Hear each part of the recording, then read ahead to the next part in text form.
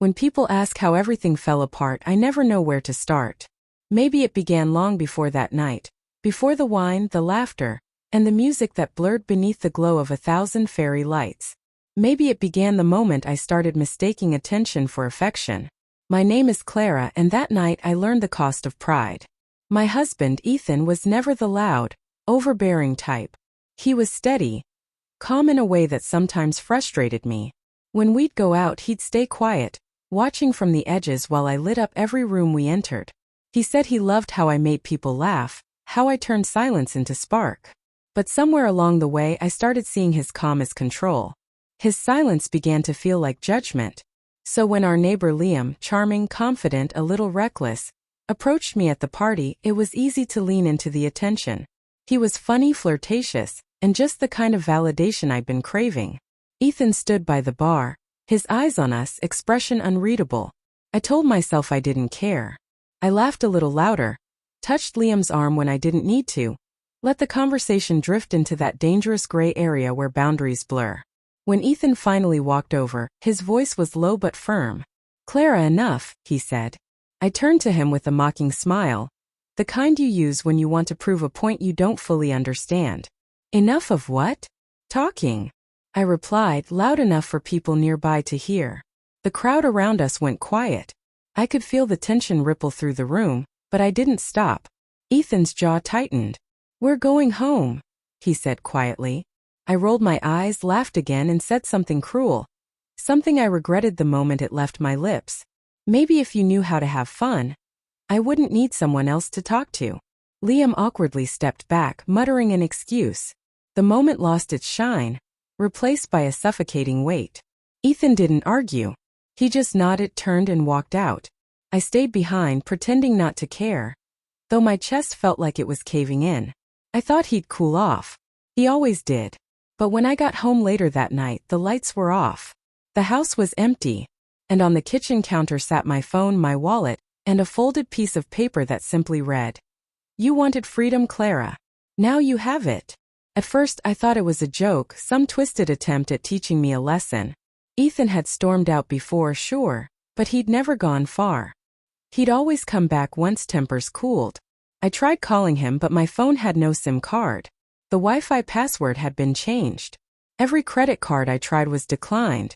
It was like he had quietly erased me from the life we built together, and left me standing there in my own house, suddenly foreign to it.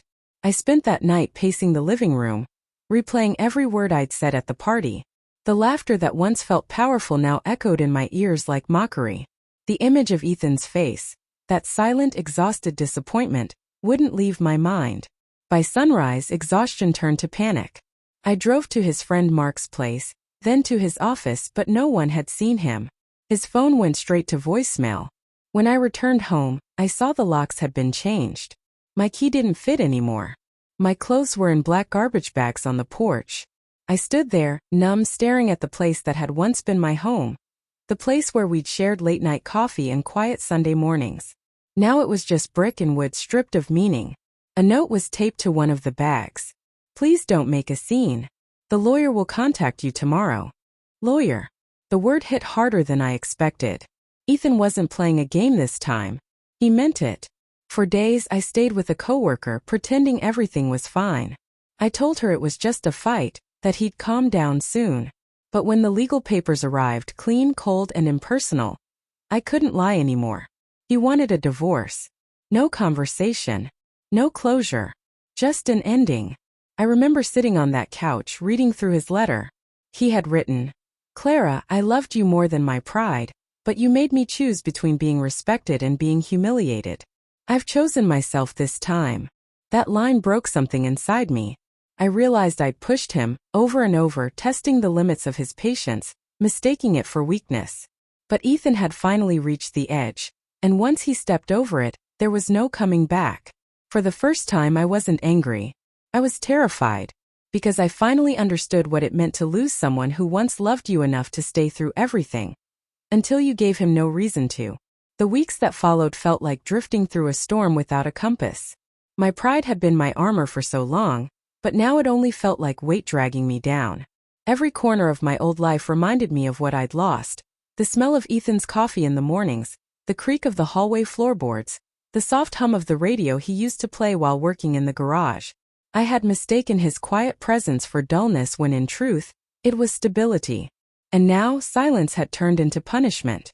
I tried reaching out, messages, emails, even a letter I slipped under the lawyer's office door. No response. It was as though Ethan had disappeared behind a wall of dignity that I could no longer touch. I kept hoping he'd forgive me, that he'd realize I was just being foolish, not cruel. But maybe those two things were the same in the end. The final hearing came faster than I expected. Ethan didn't look at me when we sat across from each other. His face was calm. Not angry, not cold, just done. That was somehow worse. I wanted him to yell, to say something that would give me a reason to believe he still cared. But he didn't. When the judge stamped the papers, I felt a strange hollowness spread through me. Like the end of a long self-inflicted war. Afterward, I walked out of the courthouse into a world that looked the same but no longer felt familiar. For the first time, I had no one waiting for me.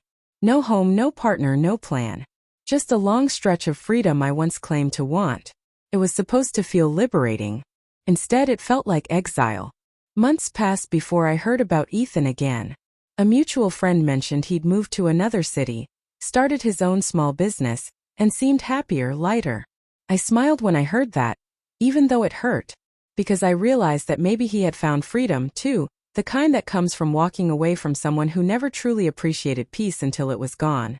As for me, I learned my lesson the hard way. Flirting that night wasn't just about attention.